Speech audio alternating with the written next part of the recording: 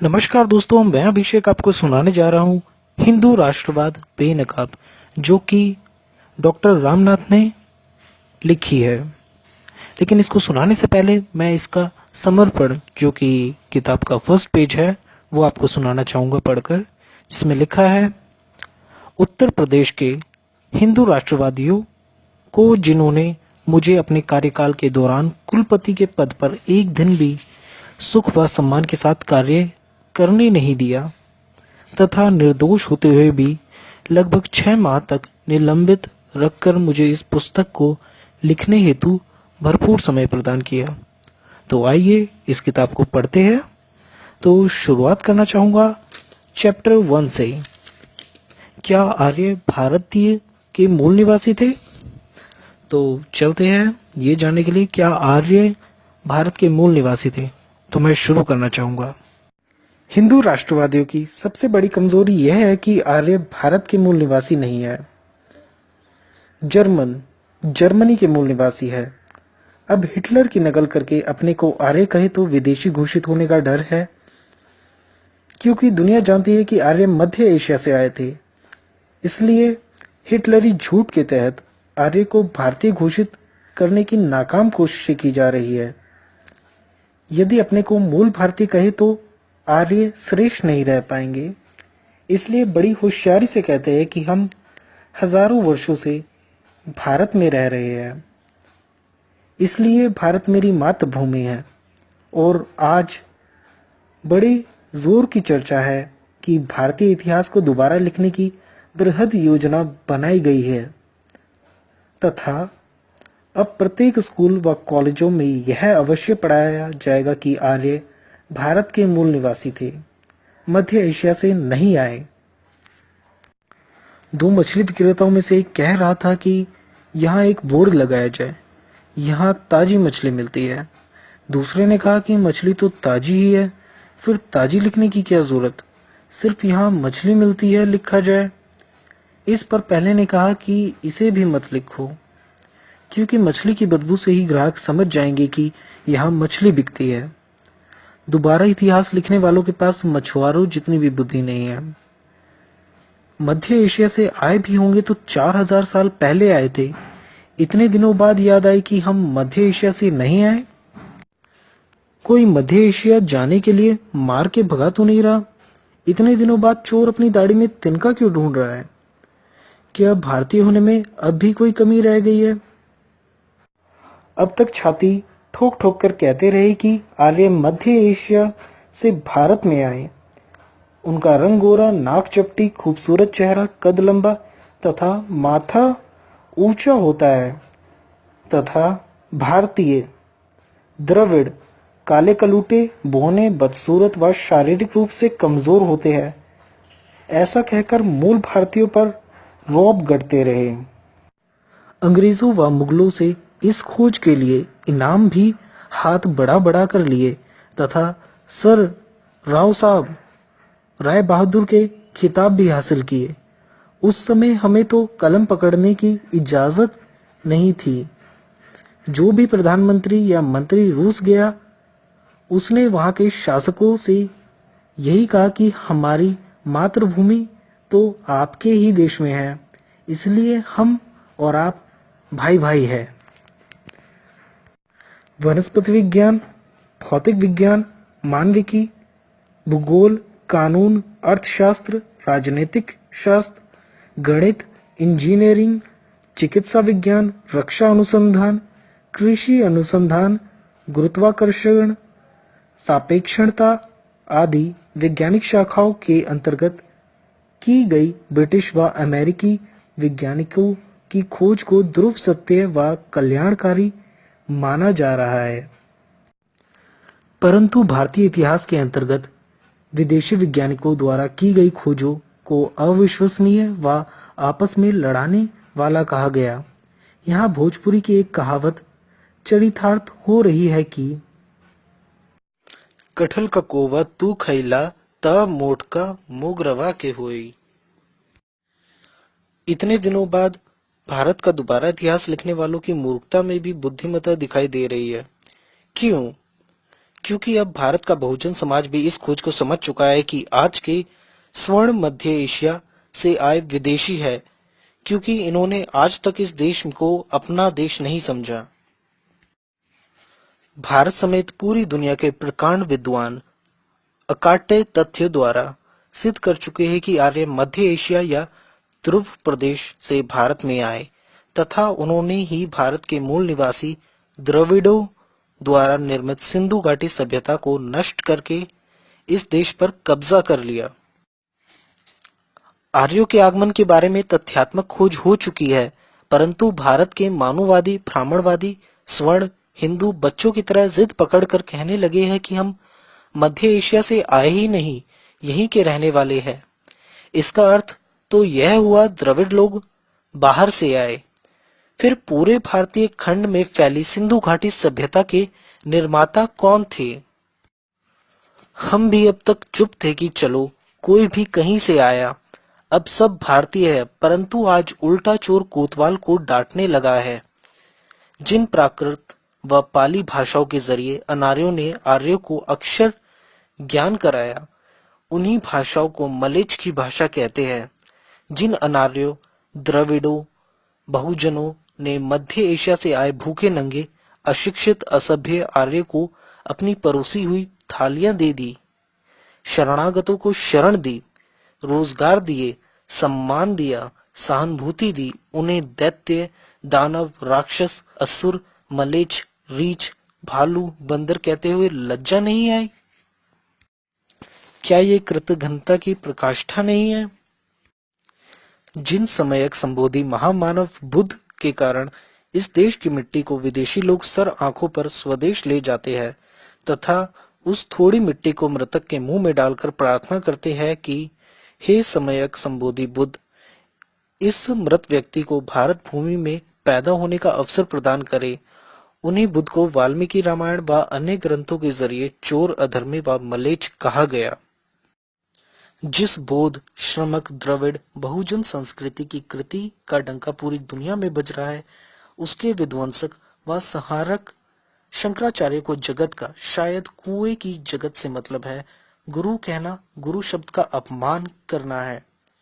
जिन राम ने निर्दोष महर्षि शंभुक की हत्या की तथा जिस कपटी व कुटिल गुरु द्रोणाचार्य ने भारत की प्रतिमा व मेघ एकलव्य का अंगूठा काटा, उनको पूजने से पहले कुछ तो संकोच होना चाहिए था।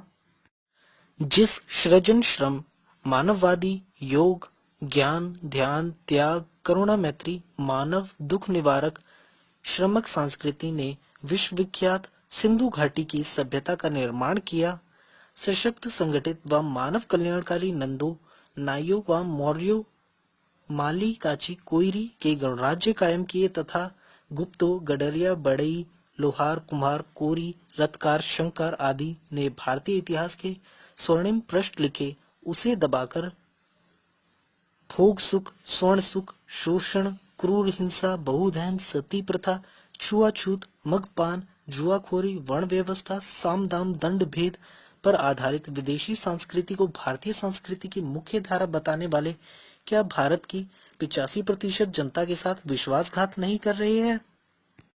अतः ये सिद्ध करना कि भारत में आज भी विदेशी कौन है तथा सिंधु घाटी सभ्यता के विध्वंसक कौन है, हमारा उत्तरदायित्व बन जाता है।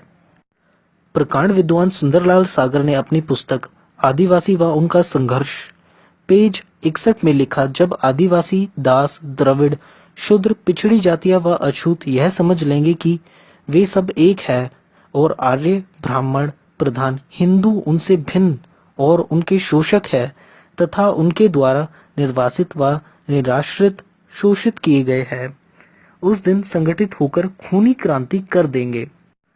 स्वतंत्रता संग्राम के हीरो लाला लाजपत राय ने अपनी पुस्तक भारत का इतिहास पेज 21-22 में लिखा है कि मेरे विचार से इस बात का ऐतिहासिक तौर पर स्वीकार कर लेना चाहिए कि हिंदू आर्य भारत के मूल निवासी नहीं है। माननीय P.H. गुप्ता अपनी पुस्तक मेरी रामायण की खोज पेज 1 पर लिखते हैं कि रामायण कोई धार्मिक पुस्तक नहीं है, यह तो विदेशी आर्यों की ओर से दक्षिण भारत पर जीत की कहानी है। महर्षि वाल्मीकि युद्ध कांड के अध्याय 130 में लिखते हैं कि उनकी रामायण राम की जीत का वृतांत है। पवित्रात्म नंबूदारी ब्राह्मण EMS नंबूदारी पाद अंतर्राष्ट्रीय पत्रिका दलित व्यास अप्रैल प्रथम पक्ष पेज 19 में लिखते हैं कि हिंदूवाद भारत में नहीं जन्मा, यह दूसरे धर्मों की तरह विदेशी है, परंतु यह भारत की धरती पर बढ़ा और फला फूला। विश्व का इतिहास भाग 2 पेज 521 में लिखा गया है कि रामायण ने सुरा अर्थात दारू पीने वाले को असुरों दारू ना पीने वालों से अलग कर दिया। AC दास द्वारा लिखित ऋग्वेदिक भारत पेज 151 में लिखा गया है कि इंद्र और अन्य देवताओं को पूजने वालों को देव पुरुष कहा गया और जिन्होंने इंद्र और पशुओं की बलि चढ़ाने वालों का विरोध किया उन्हें असुर कहा गया। ये शब्द देव व असुरों एक दूसरे दल के लिए घृणा व द्वेष के कारण बने। द्रविड़ कजगम के प्रमुख के वीरामानी ने अपनी पुस्तक आरक्षण क्यों के पेज 3 पर लिखा, यह प्रमाणिक सच्चाई है कि भारत के मूल निवासी केवल द्रविड़ थे। आर्यों के प्रवेश ने द्रविड़ का विभाजन कर दिया। अनुजाति अनु जनजाति व पिछड़ी जातियां द्रविड़ थी।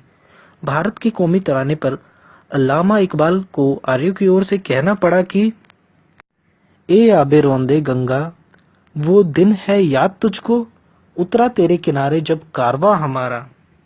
प्राचीन विश्व का इतिहास के लेखक रूसी इतिहासकार F. कोरोवाकिन पेज 81 में लिखते हैं कि आर्य कबीले उत्तर पश्चिम की ओर से भारत में प्रवेश किए। आर्य उस समय घुमक्कड़ कबीले ही थे। ये घुमक्कड़ आर्य सिंधु घाटी के नागरिकों से बहुत ज्यादा पिछड़े हुए लोग थे। यह लिखना नहीं जानते थे और अपनी पुरानी कहानी को अपने बड़े बूढ़ों द्वारा युवा पीढ़ी तक पहुंचाते थे। ईसा पूर्व 1000 साल से पहले वे खानों से कोयला निकालना व लोहा ढालकर उसे वस्तुएं तैयार करना भली प्रकार जानते थे। वह आर्य ही थे जिन्होंने भारत में जातीय प्रथा लागू की और लोगों को विभाजित कर दिया। अछूतों को सबसे अधिक अपमान भरा जीवन व्यतीत करना पड़ा। जातीय कानून तोड़ने वालों को भयानक सजाएं दी।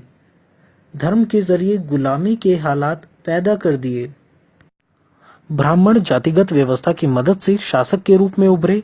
अपनी पुस्तक भारतीय संस्कृति में द्रविड़ तत्व में doctor Gilbert Stellar DSc professor Madras university लिखते हैं कि आर्य बर्बर घुसपैठिए थे, जबकि द्रविड़ों की विकसित उन्नत सभ्यता थी। आर्य ब्राह्मणों ने कर्म या भाग्यवाद की थ्योरी को गढ़कर द्रविड़ों को गुलाम बनाया। इस थ्योरी में ब्राह्मणों को विशेष अधिकार मिले और अछूतों का सामाजिक अधोपतन हुआ। दलित वॉइस के संपादक VT राजशेखर ने दिसंबर 1986 के अंक पेज नंबर 14 में लिखा, यह धरती हमारी अनुजाति जनजाति धार्मिक वर्ग व पिछड़ा वर्ग की है। हम इसके मूल निवासी हैं तथा हम अति प्राचीन विश्वविख्यात सिंधु घाटी सभ्यता के उत्तराधिकारी हैं। हम अपनी ही सरजमीन पर उन लोगों द्वारा गुलाम बना लिए गए हैं जो यहाँ घुसपैठिए के रूप में आए थे। SK पांडियान दलित वापस पेज 18 मार्च 1987 ने अपनी पुस्तक हिडन हेरिटेज में लिखा है, द्रविड़ सभ्यता पहली सभ्यताओं में से एक है। द्रविड़ों ने ही उत्तर में फैलकर सिंधु घाटी सभ्यता का निर्माण किया।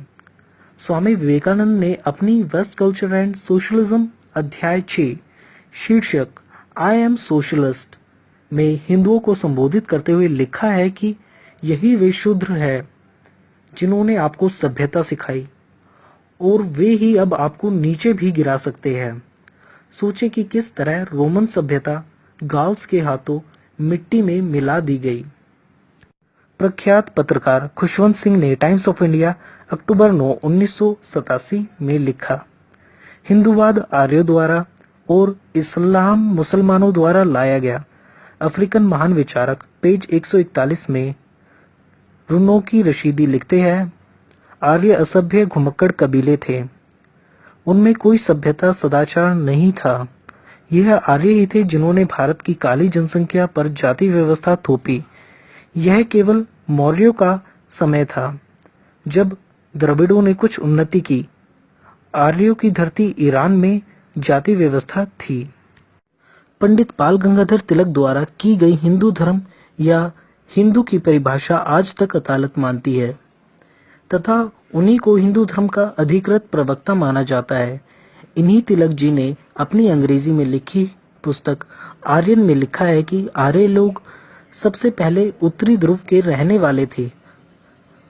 प्रख्यात इतिहासकार व पूर्व राज्यपाल उड़ीसा डॉक्टर विशंबर नाथ पांडे ने अपनी पुस्तक भारतीय संस्कृति की समग्र रूपता पेज 1 पर लिखा है कि भारतीय इतिहास के प्रथम पृष्ठ पर यह लिखा मिलेगा कि आर्यों के कारवा इस देश में प्रवेश करके पंजाब में बस्तियां बसा रहे हैं और गंगा जमुना सरस्वती की वादियों में फैल रहे हैं।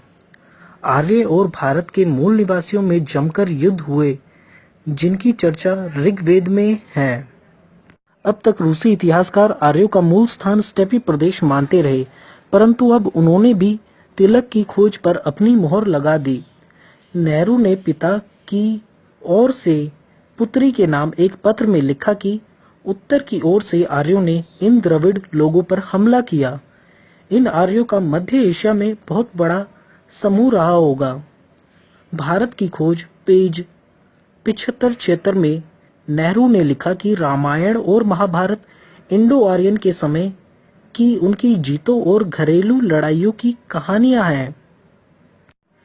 इसी ग्रंथ के पेज 62 पर लिखा आर्यों के भारत में आने से पराजित द्रविड़ों जिनकी एक लंबी सभ्यता की बुनियाद थी में नई सामाजिक और राजनीतिक समस्याएं खड़ी हो गई। परंतु इस बात में कोई शंका नहीं कि आर्यों ने अपने आप को उन द्रविड़ों से बहुत अच्छा और ऊंचा समझा और इस विशाल खाई ने दोनों को अलग अलग कर दिया। फिर पेज 82 पर लिखा कि रामायण की कहानी आर्यों द्वारा दक्षिण की ओर राज्य बढ़ाने की कहानी है।